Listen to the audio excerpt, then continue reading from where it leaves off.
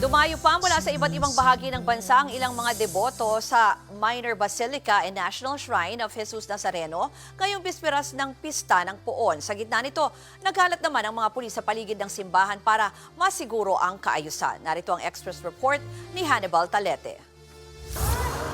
Habang nagpapatuloy ang banal na misa sa simbahan ng Quiapo ngayong bisperas ng Pista ng Jesus Nazareno kanina, kapansin-pansin si Aling Normita Reyes. Bit-bit ang kanyang Nazareno sa labas ng simbahan. Kailangan niya raw makapunta sa Quirino Grandstand para sa pahalik. Galing pa siya ng Rizal at lumuwas para magsimba at ipagpasalamat ang paggaling ng kanyang mga sakit. Simba na po ako, diretso po ako ngayon doon. Magdadasal po, tsaka po sa mamayang gabi na translasyon. Ang siklista namang ito mula Kalumpit, Bulacan hanggang Quiapo.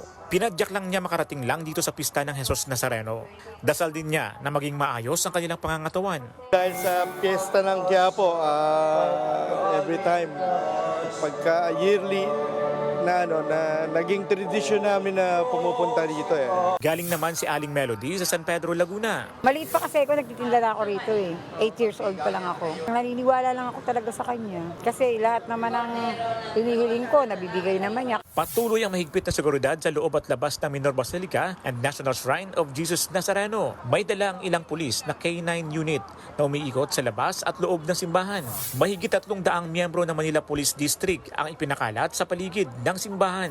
Kaninang alas 5 ng madaling araw nagsimula ang misa at magpapatuloy yan mamayang alas 3 ng hapon hanggang alas 11 ng gabi. Nagbabalita mula sa frontline, Hannibal Talete, News 5. Mga kapatid, ako po si Ruth Cabal.